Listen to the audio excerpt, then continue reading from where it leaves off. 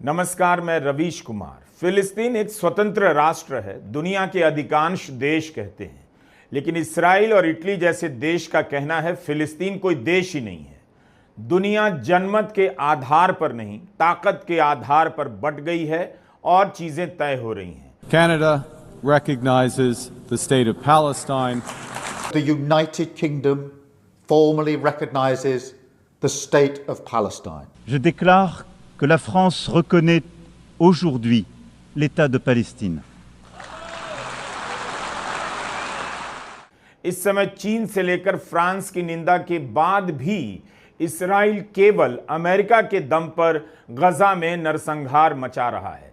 फिर भी संयुक्त राष्ट्र की आम सभा से पहले जिस तरह से कई देशों ने फिलिस्तीन को स्वतंत्र राष्ट्र के रूप में मान्यता दी है, क्या वह इसराइल को अलग थलग करता है या मान्यता देने वाले यूरोप के ये देश अपनी जनता के बीच अलग थलग पड़ जाने से बचने के लिए ऐसा कर रहे हैं? अचानक से ऐसा क्या हो गया कि जिन देशों में फिलिस्तीन के लिए इसराइल के खिलाफ प्रदर्शन करने पर रोक लगाई गई, प्रदर्शन करने वालों पर पुलिस ने सख्ती की, उन देशों ने फिलिस्तीन को स्वतंत्र राष्ट्र के रूप में मान्यता देने का काम शुरू कर दिया। France, Britain, Canada, Australia, Andorra, Belgium, Luxembourg, Mexico, Spain, Malta और मोनाको जैसे देशों ने फिलिस्तीन को स्वतंत्र राष्ट्र के रूप में मान्यता दी है। इन देशों के प्रधानमंत्रियों और राष्ट्रपतियों ने घोषणा पत्रों की कॉपी ट्वीट की है, अपना बयान सोशल मीडिया पर डाला है। लग रहा है जैसे कोई परमिट दिखा रहे हैं, लेकिन दुनिया जानना चाहती है कि इसके बाद ये देश क्या करेंगे, क्या कुछ कर भी पाएंगे। फिलिस्तीन की रक्षा के लिए सेना भेज देंगे, हथियारों की सप्लाई करेंगे या क्या कर लेंगे? इतना तो दिख रहा है कि इसराइल अलग थलग पड़ रहा है, उसके खिलाफ आवाजें मुखर हो रही हैं, लेकिन यह भी देखना चाहिए कि इसराइल पर इसका कोई असर नहीं पड़ रहा। जो देश अमेरिका के आगे स्वतंत्र नजर नहीं आते, उसकी कृपा पर नजर आते हैं, वही देश फिलिस्तीन को स्वतंत्र राष्ट्र की मान्यता दे रहे हैं। तो उसे हम किस हद तक बदलाव की घटना के रूप में देख सकते हैं? क्या इनकी अपनी मान्यता बची है, जो इनकी मान्यता से इसराइल पर फर्क पड़ जाएगा? In the face of the growing horror in the Middle East, we are acting to keep alive the possibility of peace and a two-state solution. That means a safe and secure Israel alongside a viable Palestinian state. At the moment, we have neither. Ordinary people, Israeli and Palestinian, deserve to live in peace, to try to rebuild their lives free from violence and suffering. That's what the British people desperately want to see. Meanwhile, the man-made humanitarian crisis in Gaza reaches new depths. The Israeli government's relentless and increasing bombardment of Gaza, the offensive of recent weeks, the starvation and devastation are utterly intolerable. Tens of thousands have been killed, including thousands as they tried to collect food and water. This death and destruction horrifies all of us. It must end. Britain ने पहली बार फिलिस्तीन को मान्यता देने का फैसला किया। Britain के विदेश सचिव ने इसराइल को चेतावनी दी कि हमारे इस फैसले के विरोध में वो वेस्ट बैंक के इलाकों पर कब्जा करने की कोशिश ना करे। अगस्त महीने में जब खबरें आई कि फ्रांस और अन्य देश फिलिस्तीन को मान्यता दे सकते हैं, नेतन्याहू ने पूर्वी जेरूसलम में कब्जा बढ़ाने का प्लान शुरू कर दिया। 3400 घर बनाकर पूर्वी जेरूसलम को वेस्ट बैंक से अलग करने का इसराइल का पुराना इरादा रहा है। अगर इस तरह से वेस्ट बैंक और पूर्वी जेरूसलम को अलग कर दिया गया तो टू स्टेट सॉल्यूशन के तहत किसी प्रकार की बातचीत की गुंजाइश नहीं बचेगी। तो जो देश आज फिलिस्तीन को मान्यता दे रहे हैं, उनकी मान्यता का क्या मतलब है, इसकी जांच होनी चाहिए।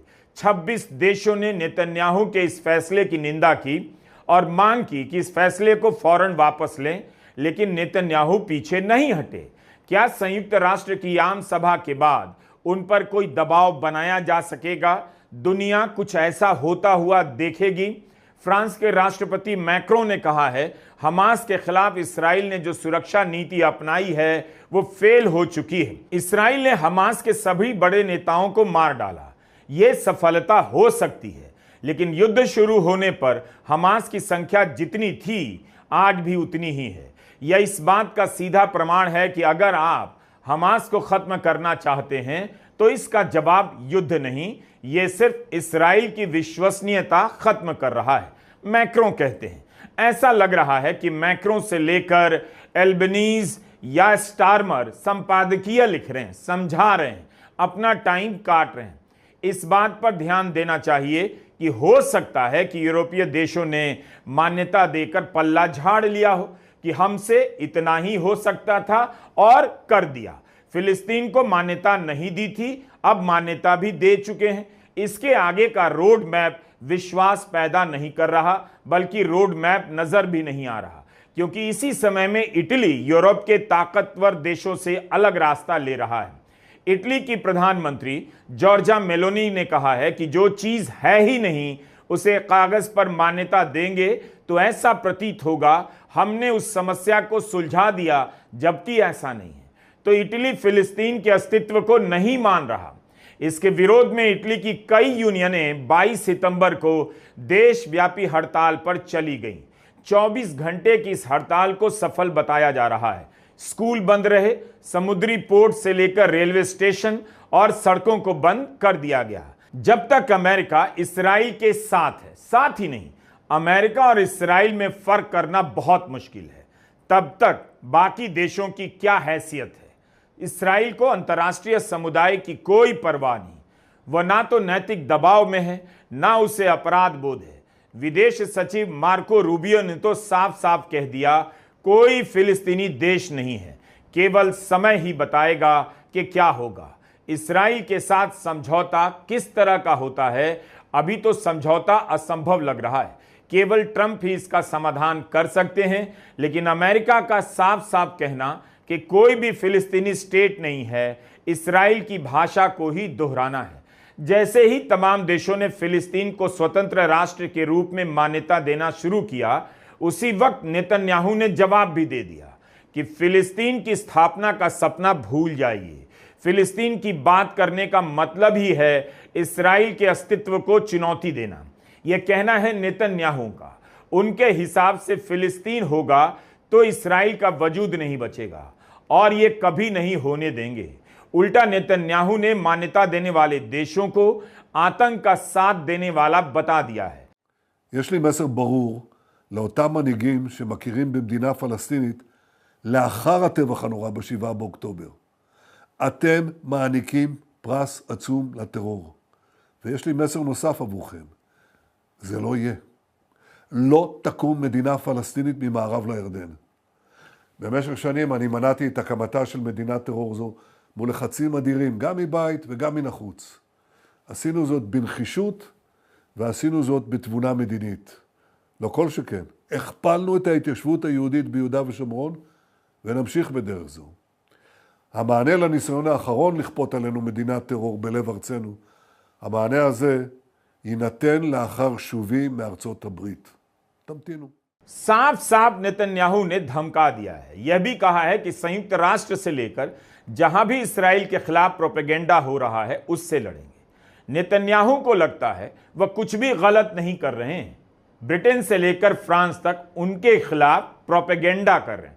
ठीक यही बात अमेरिका के राष्ट्रपति ट्रंप ने भी कही है। अमेरिका की रिपब्लिकन पार्टी के सांसदों ने तो ब्रिटेन के प्रधानमंत्री स्टारमर से लेकर कनाडा के प्रधानमंत्री मार्क कार्नी और ऑस्ट्रेलिया के प्रधानमंत्री एंथनी एल्बनीज को पत्र लिखा है कि फिलिस्तीन को स्वतंत्र राष्ट्र की मान्यता देकर आपने अमेरिका की नीतियों का विरोध किया है, इसके बदले आपके खिलाफ दंडात्मक कदम उठाए जा सकते हैं। Now, as if to encourage continued conflict, some of this body is seeking to unilaterally recognize a Palestinian state. The rewards would be too great for Hamas terrorists for their atrocities. This would be a reward for these horrible atrocities. मान्यता देने का बयान आ गया, तो अब आगे क्या होगा? इसराइल और अमेरिका दोनों पर फर्क नहीं पड़ा। तो अब यूरोप के देश क्या करेंगे? पिछले वर्ष संयुक्त राष्ट्र की आम सभा ने बहुमत से प्रस्ताव पास किया कि इसराइल 1 साल के भीतर फिलिस्तीन का इलाका खाली कर दे। 14 देश इस प्रस्ताव के खिलाफ थे, 43 देशों ने वोट नहीं किया, लेकिन 124 देशों ने प्रस्ताव के पक्ष में वोट किया। इसके बाद भी इसराइल ने फिलिस्तीन खाली नहीं किया। 12 सितंबर 2025 को संयुक्त राष्ट्र की आम सभा ने 2 स्टेट सॉल्यूशन को मान्यता देते हुए प्रस्ताव पास किया, जिसे 142 देशों ने समर्थन दिया। 10 देशों ने विरोध किया और 12 ने वोट नहीं दिया। 2 साल से नेतन्याहू दावा कर रहे हैं उनका देश गजा और हमास के कारण असुरक्षित है। गजा और वेस्ट बैंक में हमलों के अलावा इसराइल ने Lebanon, Syria, Yemen, Iran, Qatar पर भी हमला किया है। दुनिया के देशों को खुली धमकी दे रहे हैं, अगर उन्होंने आतंक के खिलाफ कार्रवाई नहीं की तो इसराइल यह काम करेगा। फिर भी आज दुनिया के देश गजा के साथ नैतिक रूप से खड़े नजर आ रहे हैं, कागजी रूप से भी कह सकते हैं। एक अकेले अमेरिका के दम पर इसराइल का हमला जारी है। उसी की शह पर वो ब्रिटेन से लेकर फ्रांस और कनाडा द्वारा फिलिस्तीन को मान्यता दिए जाने पर कहता है ये देश आतंकवाद के पक्ष में खड़े हैं। तो क्या हम मान लें कि अब वह नेशन स्टेट खत्म हो चुका है जो कभी कभी नैतिकता का दिखावा करता था, मानवता का रक्षक बताया करता था? अब तो दिखावा भी नहीं है। नेशन स्टेट ने गजा में नरसंहार के खिलाफ खड़े होने की हिम्मत भर दिखाई है, इसके अलावा कुछ भी नहीं किया। ऑस्ट्रेलिया के प्रधानमंत्री ने कहा वे फिलिस्तीन को उसका अधिकार दिलाएंगे। बता दीजिए कैसे? केवल बयान देने से अधिकार तो नहीं मिल जाएगा। A two-state solution is humanity's best hope to break the cycle of violence in the Middle East and to bring an end to the conflict, suffering and starvation in Gaza. The international community's vision for a just and lasting peace in the Middle East always encompassed 2 states living side by side with internationally recognised borders, a state of Israel and a state of Palestine, with security for the people of both nations. EU की अध्यक्ष Arsala von डर Leyen ने tweet किया है कि Europe के देश एक फिलिस्तीनी डोनर ग्रुप की स्थापना करने जा रहे हैं। ऐसा लग रहा है ये लोग व्हाट्सएप ग्रुप बनाकर फिलिस्तीन को बचाएंगे। लिखा है इन्होंने कि भविष्य में जो भी फिलिस्तीनी राज्य होगा वो आर्थिक रूप से सक्षम होना चाहिए। EU एक पूरी व्यवस्था बनाने जा रही है जो गजा के फिर से निर्माण की निगरानी करेगा। गजा का फिर से निर्माण किया जाएगा। क्या वाकई ये देश गजा को लेकर इतने गंभीर हैं या उनके बयानों तक में ही सारी गंभीरता दिख रही है? पिछले 2 साल में इन देशों के बयानों और उसके असर का रिकॉर्ड ही कुछ ऐसा है कि जिससे हमें चेतावनी मिल रही है कि इन पर भरोसा करने से पहले और रुकना चाहिए।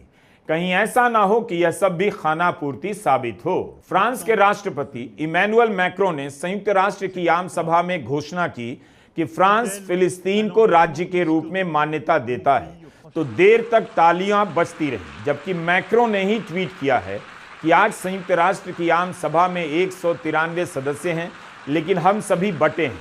हम मिलकर दुनिया में बड़े टकरावों को नहीं रोक पा रहे। आम सभा में कतर ने इसराइल पर नरसंहार का आरोप लगाया है। जॉर्डन के किंग अब्दुल्ला का भाषण भी नेतन्याहू के खिलाफ था।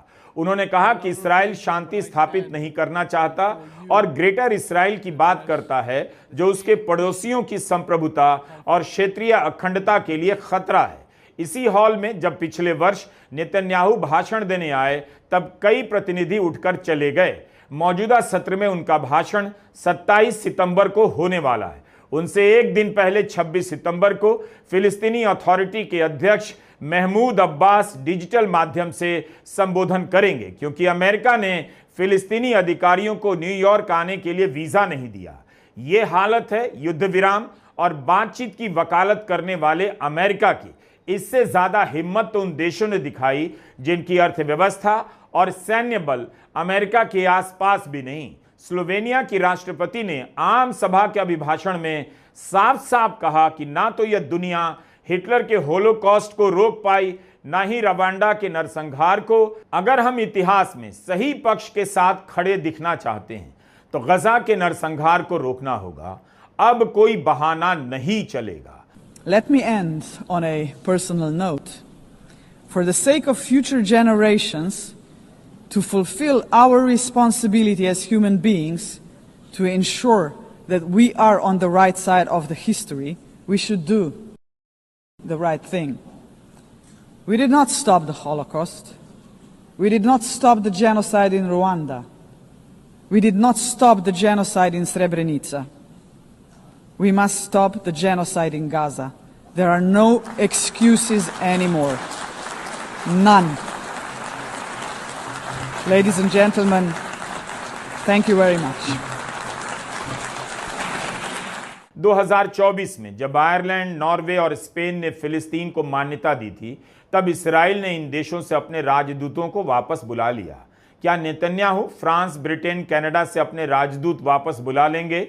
मान्यता तो भारत ने भी दी है।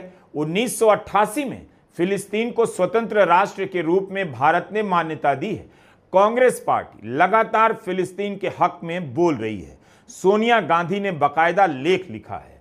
कांग्रेस मांग करती रही कि मोदी सरकार गजा में जारी नरसंहार को रोकने के लिए मुखरता से प्रयास नहीं कर रही है, उसे प्रयास करना चाहिए। प्रियंका गांधी लगातार फिलिस्तीन को लेकर ट्वीट करती रही हैं। उन्होंने लिखा है कि भारत उन चंद देशों में था जिसने सबसे पहले फिलिस्तीन को मान्यता दी। हमने दुनिया को दिखाया कि जो सही है, मानवता के जो मूल्य हैं, उनके साथ कैसे खड़ा हुआ जाता है। 37 साल पहले जो भारत कर चुका था, वो अब ऑस्ट्रेलिया, कनाडा और ब्रिटेन ने किया है। आज भारत पिछले 20 महीनों से जिन नीतियों पर चल रहा है, वह शर्मनाक है।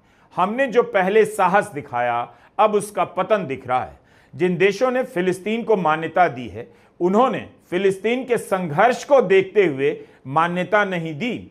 उस संघर्ष को कभी मान्यता नहीं दी कि वहां एक अलग राज्य होना चाहिए। इसे भी नोट कीजिएगा।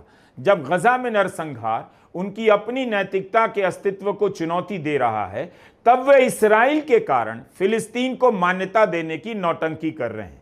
अलग अलग देशों में इंटरनेशनल जनता बार बार सड़कों पर उतरकर गजा में नरसंहार रोकने की मांग करती रही है, लेकिन जन दबाव से सरकारों का चरित्र नहीं बदल रहा, ना अब दिल पिघल रहा है। एक आम दर्शक के रूप में आप इन घटनाओं को कैसे देखेंगे? कुछ तो देखने के लिए भी हो। दिख यही रहा है कि गजा में नरसंहार चल रहा है और यहां फिलिस्तीन को स्वतंत्र राष्ट्र की मान्यता दी जा रही है। उसका अस्तित्व मिटाया जा रहा है, मिटाया जा चुका है। निंदा के बाद भी इसराइल को रोका नहीं जा सका है, लेकिन मान्यता दी जा रही है। यह संदेश बाकी दुनिया की जनता के लिए भी है कि उनका भी हाल वक्त आने पर इसी तरह कर दिया जाएगा। जनता भी घेर ली जाएगी और बाकी देश निंदा करेंगे या मान्यता देंगे या तमाशा देखेंगे। एक बात ठीक से समझ लीजिए, आज की तारीख में किसी भी देश की विदेश नीति, विदेश मंत्रालय की हैसियत पशुपालन मंत्रालय से ज्यादा नहीं है। इन्हें भारी भरकम समझना बंद कर दीजिए, क्योंकि ये खुद की नजर में हल्के फुल्के हो चुके हैं। विदेश मंत्रालय का एक ही लाभ है कि विदेश मंत्री बनने पर कई देशों में घूमने का मौका मिलता है। हर 2 महीने पर कहीं ना कहीं सम्मेलन होता है, जिसमें प्रधानमंत्री से लेकर राष्ट्रपति तक हिंसा और युद्ध की निंदा करते हैं, लेकिन युद्ध जारी रहता है। कहीं भी इनके हस्तक्षेप से शांति नहीं आई है। ऐसा लगता है कि पूरा ग्लोबल तंत्र किसी रहस्यमयी तंत्र के कब्जे में आ चुका है, जहां अब किसी देश का प्रधानमंत्री होना, राष्ट्रपति होना, विदेश मंत्री होना कोई मायने नहीं रखता। लेकिन उम्मीद की यही एक किरण बची है कि जनता पूरी तरह से इस तंत्र की गुलाम नहीं हुई है। वह गजा में नरसंहार को गलत मानती है और सड़कों पर उतरकर विरोध करती है। जितनी कोशिशें हो रही हैं जनता को कमजोर करने की, जनता उतनी ही मजबूत होकर उभर रही है। कम से कम कोशिश कर रही है। जनता का ही दबाव है कि कई देशों की जुबान रातों रात बदली है। जुबान बदली है, क्या पता किसी दिन ईमान भी बदल जाए। इसी उम्मीद में यह वीडियो देखते रहिए। नमस्कार, मैं रवीश कुमार।